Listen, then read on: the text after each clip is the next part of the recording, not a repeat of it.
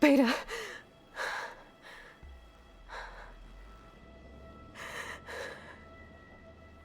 Varl.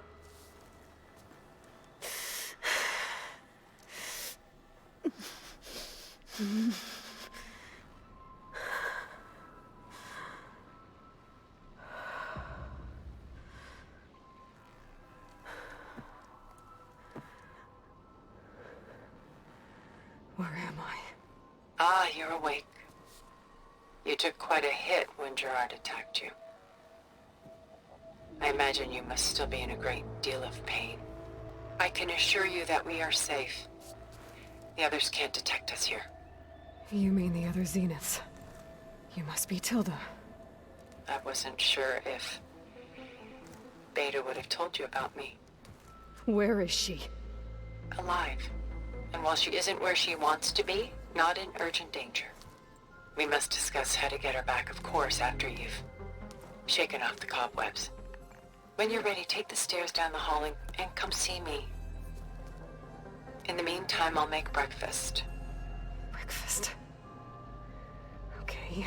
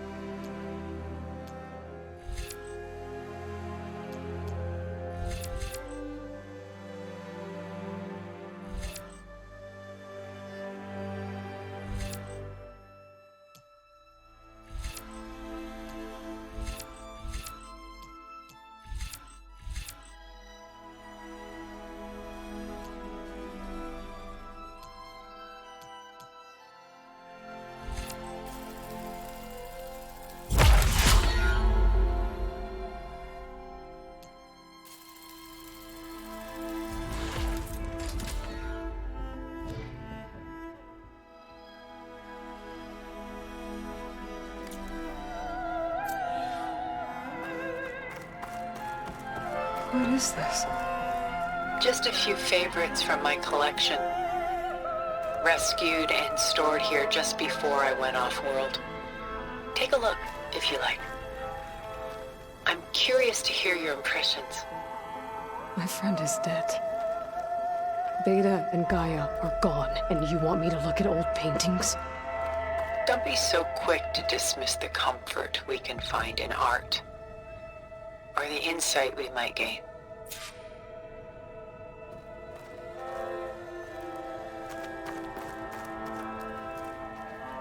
Selene and Endymion. She's the goddess of the moon, whereas he's a simple shepherd. Beside her is the god of love, Cupid. So she's sneaking up on him? More like visiting him in secret. The torch that Cupid bears represents Selene's undying infatuation with him. Though the two must remain apart, her love will forever burn.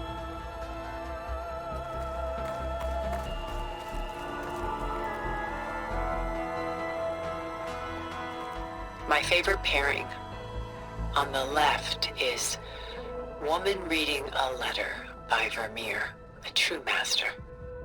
And on the right is a forgery, Woman Reading Music, which fooled experts into believing it was a priceless original. Early in my career, I became fascinated with such deceptions. Eventually, I developed scanning software that could detect fakes with unparalleled accuracy. Is that how you made enough money to buy your way onto the Odyssey? Oh no. I made my real fortune later.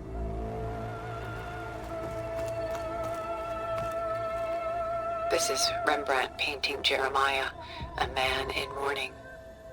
Mourning what? His home. The ancient city of Jerusalem. He foresaw its impending doom, but could do nothing to prevent it. So instead, he saved its treasures from destruction, just as I saved these works. You could say we're kindred spirits.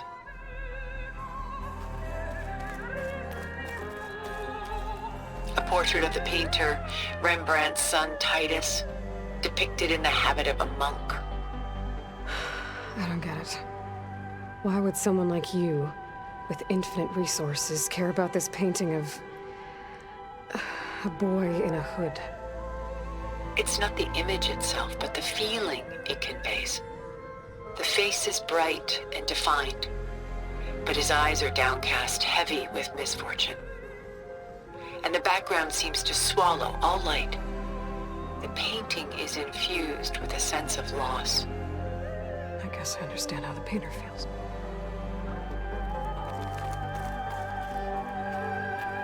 Rembrandt's The Night Watch, by far the most famous painting my homeland ever produced. It was commissioned to honor a militia made up of influential citizens. I guess you must have been an influential citizen. In my day. But not as influential as you've been in this new world.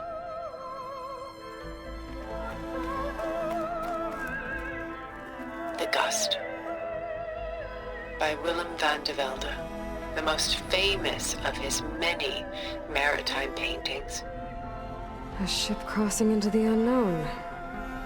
I guess you're familiar with that. Indeed, which is why I appreciate this composition in particular.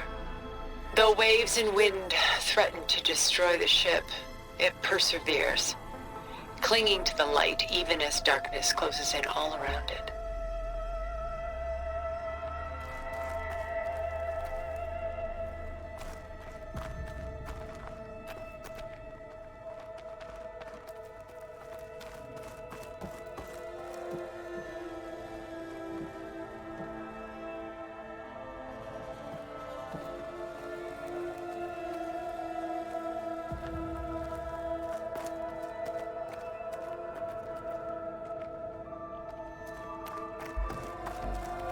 Stunning, isn't it?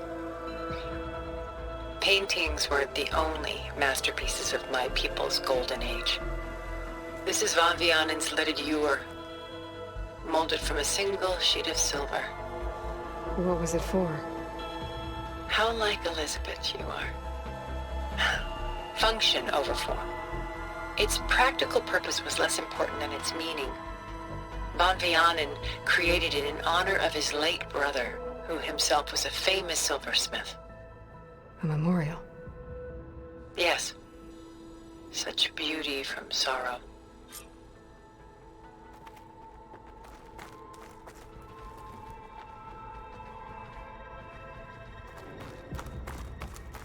Done so soon?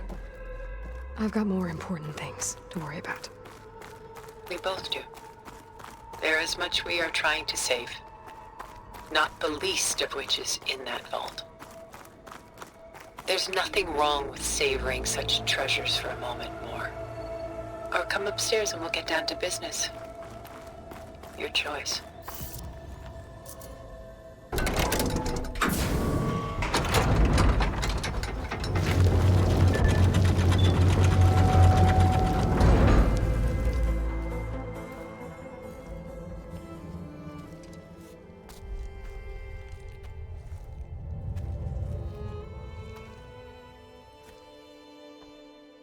There you are. Feeling better? How did you find us? At the Cauldron? And what did you do to everyone right before I passed out? All business, I see. Well, suffice it to say we were keeping a very close eye on Hephaestus, knowing we would need it at some point. Your ruse didn't fool us, and as for my little trick, it was an overload of the senses, accompanied by an energy discharge. Gerard and Eric were only momentarily disoriented due to their shields, but it rendered you unconscious while I got you out. Perhaps some breakfast might steady you a bit?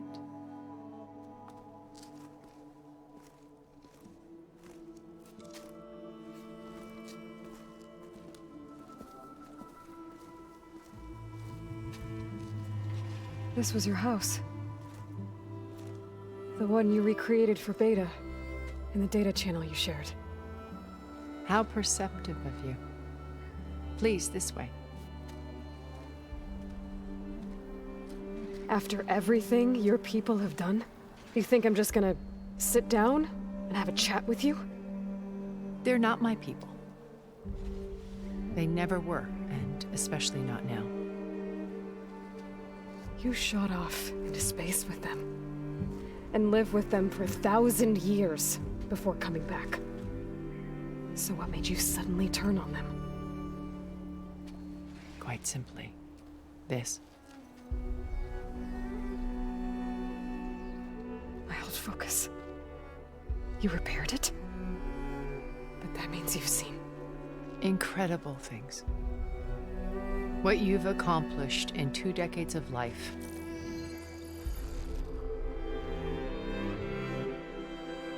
A 1,000 years at my back, and I haven't even come close.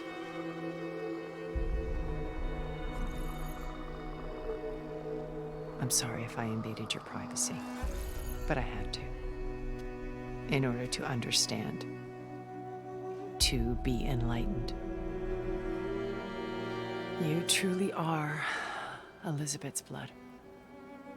With her drive, her sense of mission, her integrity. Watching all this shamed me for the company that I've kept.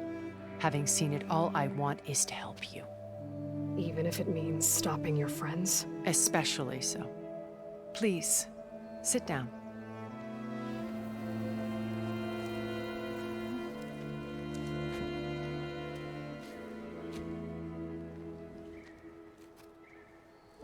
There. That's better. Now, we must recover Beta and Gaia at all costs. By now, you must know that Gerard intends to use Gaia to reboot the Earth's biosphere. Remaking this world to specifications that would only suit us immortals. This process will kill every living thing on the planet. He calls it a clean install. Not if I stop him first. Not if we do. And once he and the others are gone, we can work together to fulfill Elizabeth's dream. I'm sure Beta told you that there's a build of the Apollo database on board our ship. A complete collection of human knowledge. With that and Gaia, we could do everything Elizabeth wanted. Heal the biosphere, educate the people of this world, uplift them. Create the world she imagined. Let's not get ahead of ourselves. From what I've seen, your friends are invincible. I do wish you would stop calling them my friends. And they're not invincible. In fact, a friend of yours has found a way to defeat them. Silence. Oh, he's been a busy bee, building an army powerful enough to crash through Gerard's precious base. Regala and her rebels. Even now, she's preparing a final march on the Tenakth capital. When she wins, she'll have the entire tribe under her control. Hundreds of warriors and machines to throw at the base. She's been duped. They'll all perish, of course. But it should be enough to break Gerard's defenses and allow Silence to kill him. Along with all the others. Using the new weapon he's developed. Yes, he's found a way to circumvent our shields. Truly an exceptional man. He's planned for everything. Except you and me. You see, while his army is battering down Gerard's doors, you and I will sneak in through a back way. One that only I know about. While Silence and my friends are busy battling each other, we'll take back Beta and Gaia. I told you I want to help you. I mean it.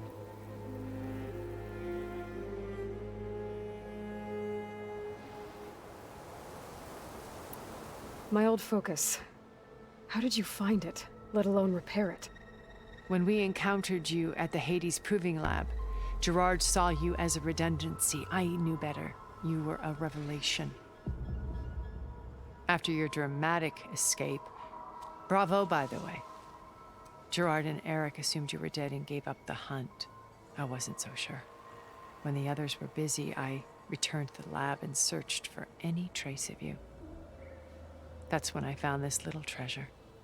Not easy to repair, but certainly worth the effort. As I watched your life unfold, you were like a splash of color on a worn canvas. What Liz was, and more. Did you show it to the others? Of course not. It was your actions that inspired me to defy them. It's worth noting that if I hadn't found it and watched its contents, I wouldn't have known to save you at the cauldron. You'd be dead. So I should be grateful? If you like.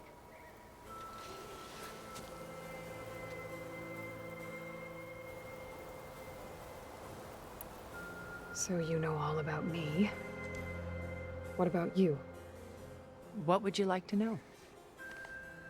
Well, start with your life on Earth. When I was 8, terrorists flooded my home city.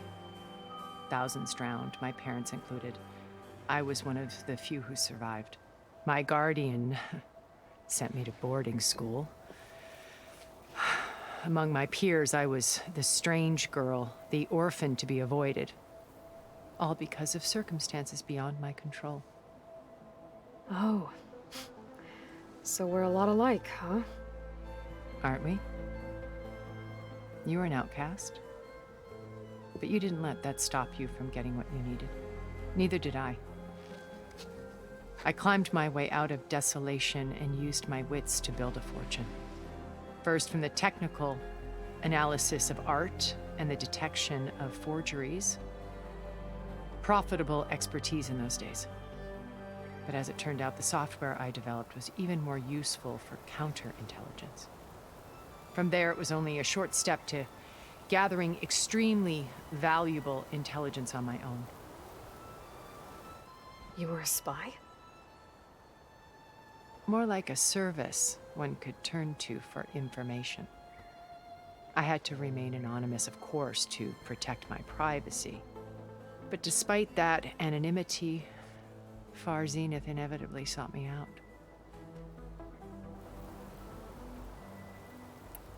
What happened when Far Zenith approached you? They painted an irresistible vision of humanity's future. One where we need not fear illness or death, where we explored the furthest reaches of the stars and thrived. It was only later that I realized that they only intended to bequeath this future to the rich and powerful. By the time I finally figured it out, the walls were closing in, Pharaoh's machines were devouring the Earth. So I accepted Far Zenith's invitation to a berth on the Odyssey. I wanted Liz to come, but she had nobler plans, as you well know.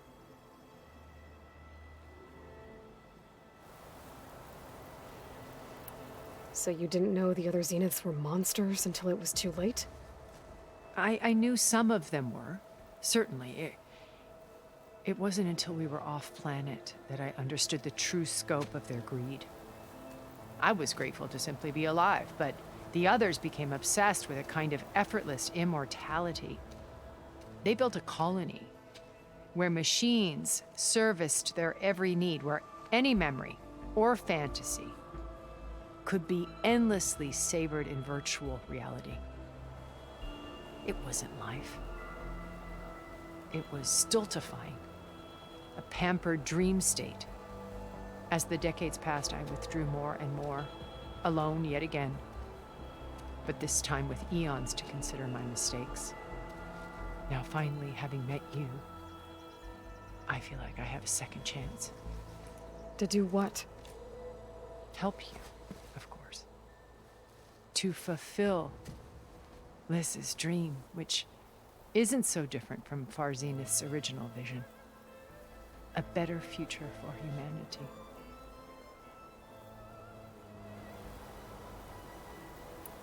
You said Beta is not in urgent danger, so what are the Zeniths doing to her? Putting her to work. Merging Hephaestus with Gaia. A difficult, time-consuming task, as I'm sure you know. They will compel her if need be. But her life is not in danger. She's the only one who can do it. Because you people made her to be nothing but a tool. Gerard's idea, not mine. They always viewed me with suspicion when I attempted any form of kindness towards her. That's why I created the data channel. A virtual place where we could speak in peace. So this channel you shared with Beta, none of the other Zeniths ever found out about it. Gerard believes he's the most cunning of all of us. Even after 1,000 years, he still can't imagine that I would outwit him. The channel allowed me to interact with Beta away from their mistrustful eyes. It offered us a chance to be ourselves. Until you cut off all contact. Yes, though it pained me.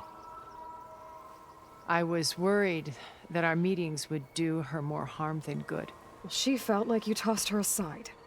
I was afraid the others would find out and punish her. She may not have had the comforts of friendship anymore, but at least I ensured she was safe. I know it seems harsh, but you must believe that her well-being has always been paramount to me. Why did you make the data channel look like this place? I built this house as a shelter to weather any storm. A safe place. Not just for me, but for the art stored below. Cultural artifacts of incalculable value. Truly some of the greatest achievements of human civilization. And you wanted Beta to see them? Yes. Her upbringing was so cold and technical. I thought if she could experience Vermeer and Rembrandt, it would bring something else into her life. A heritage every bit as valuable as the scientific and technical data being drummed into her. I'm sorry I had to cut off contact, but I'll never regret sharing this house with her. She needed its shelter even more than I did.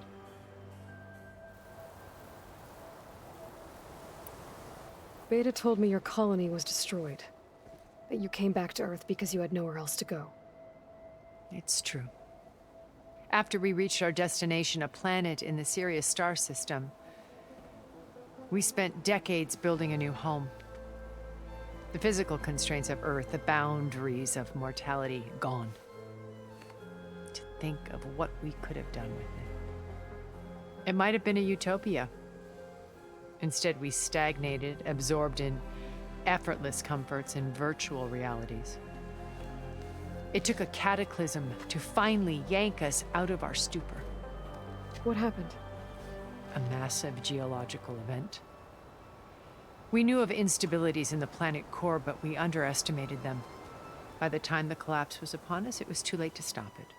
Only a few of us made it to the ship in time. We set course for Earth, the only safe harbor left to us. Which you decided to make unsafe for anyone else. Not me. Gerard. He believes it's better to wipe the canvas clean than work around the smudges. No more primitive tribes, no more combat machines, only a blank slate to do with as he pleases. But we will stop him. All we have to do is get into that base. What exactly is your plan to sneak into the Zenith base? We will make use of a lesson I learned from an early age. Always know your exits. In this case, a place where Gerard's new construction meets the ancient foundation, a passage that only I can access. When Silence flings his army at the base, we will enter through this back door, bypassing most of the fighting. The distraction will provide us with a window in which to rescue Beta and Gaia. Once we're inside the base, where will we find Beta and Gaia?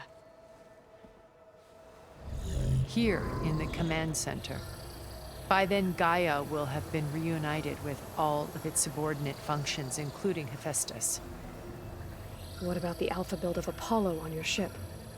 A simple matter of recovery once the others have been dealt with. With that in hand, we'll have everything we need to make this world as it should be.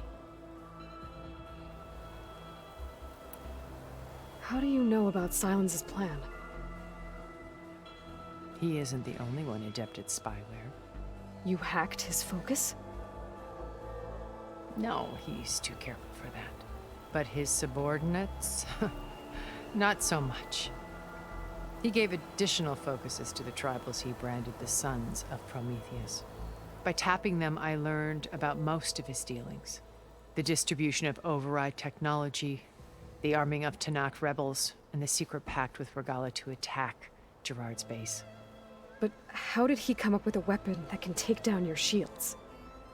That's the one thing I haven't been able to figure out, but however he did it, I'm quite certain it will work. With it and the Tanakh army, victory seems to be within his grasp.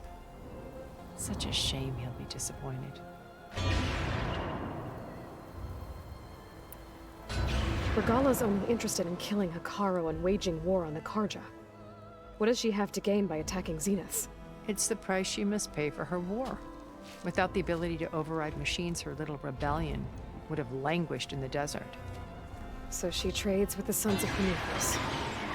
Machines to help her overthrow Hekarro. In exchange for an assault on the base. Pride has deluded her into thinking she can actually survive such a battle. And all without ever knowing who the Sons of Prometheus really answer to. Yet for all of Silence's brilliance, still he underestimates you. That blind spot is what will allow us to take Beta and Gaia right out from under him. While hundreds of Tanakh are cut down outside. So you knew Elizabeth. What was she like? Liz was everything she was. I see in you. And more. Your ingenuity, your determination, your moral compass. You've managed to distill her greatest qualities and make them your own. I'm not asking about me. Tell me about Elizabeth. What was she really like? The honest answer is that I don't actually know. For all the time that I spent with her, she always kept a part of herself locked away. It was like that from the moment we met.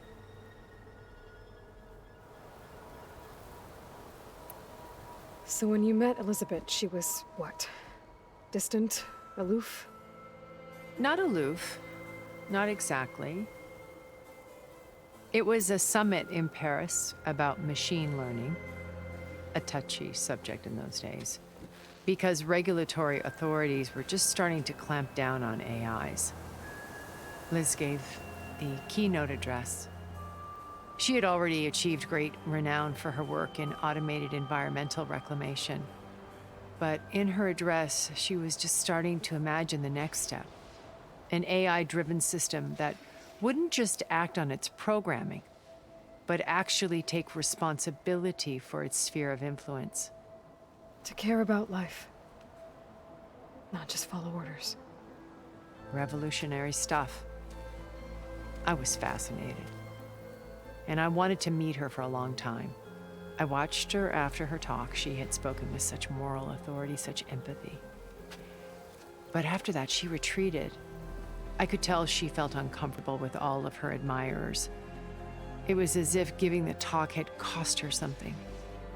I didn't want to be a pest, so I planned my approach carefully.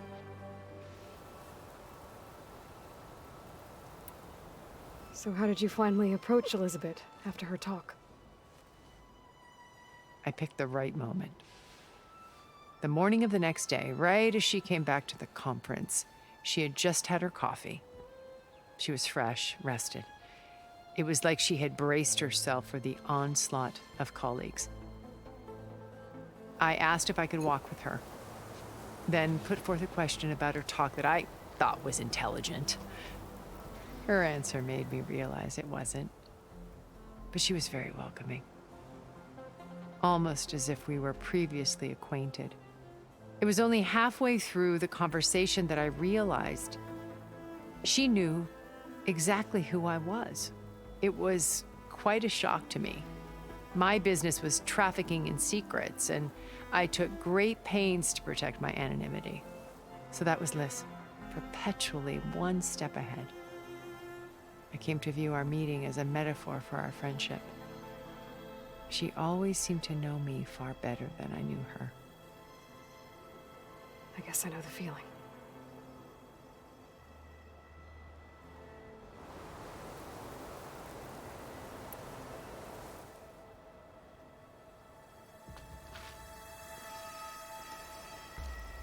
First Varl. Now Hekarro and the Tenakth. Your plan would wipe out an entire tribe. There has to be another way. We are in an admittedly desperate situation, but I assure you there isn't. Remember Zero Dawn. Elizabeth's sacrifice. Sometimes many have to die for a new world to grow. If it looks impossible, look deeper. Wait. The data channel. It still exists, doesn't it? I need you to open it. Let me talk to Beta. Impossible. We might be detected. It's worth the risk.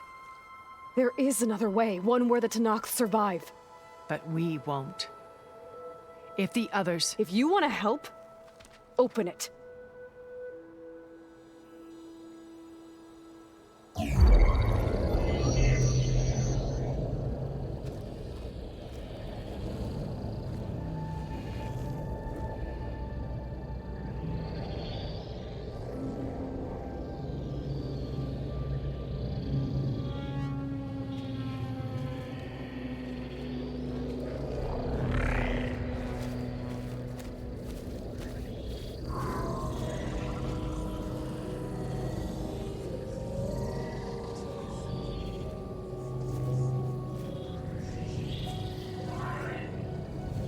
What are they doing to her? Virtual reality dissociation. The manual merge of Hephaestus will take hours upon hours of tedious micromanagement. If she resists the work, they run simulations to induce feelings of isolation and despair. Beta, can you hear me? You're alive. They're watching me. I can't hold up this extra projection for long. You should have killed me. No. No, look at me. I'm coming for you. I promise. Okay? I just need you to hold out a little while longer and work on the merge.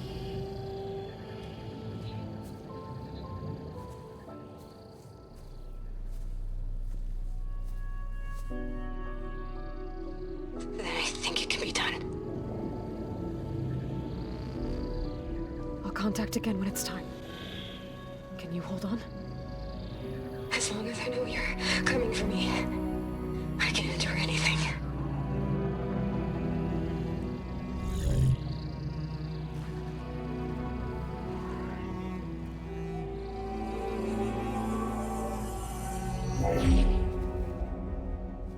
All right. I did as you asked. Now I think you need to tell me what you're planning. I'm going to take Sylens' army away. I don't need it. Only the weapon he made to penetrate your shields. And how do you propose to get it? Ask him nicely? Without Regala and her rebels, he won't have a choice. We'll be his only option. Only option for what? What did you tell her? That is between me and my sister. Will be Sylens' only option for crashing that base. I'll tell you the rest later. But first, there are a couple of things I have to do. Oh. And what are those? Lay my friend to rest. And then I'm going to use the override that Beta gave me at Gemini to put an end to Regala's rebellion. From the air. Wait. Since you insist on doing things your way, I know of something that will truly help you make a grand entrance with the Tenakth.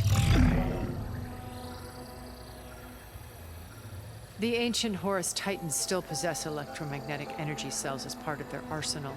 Drop one of those on Regala's army, and they'll receive quite a surprise.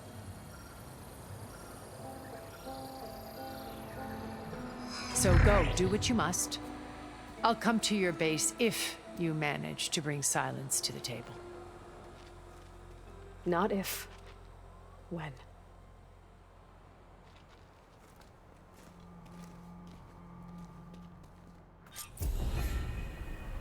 Erend, are you there? Aloy! Aloy, is that really you? Yeah, it's me. Where's everyone else? We're all... we're back at base. What happened? It might be easier to explain in person. I'll try to join you there when I can. Okay. We'll wait here for you. It's good to hear your voice, Aloy.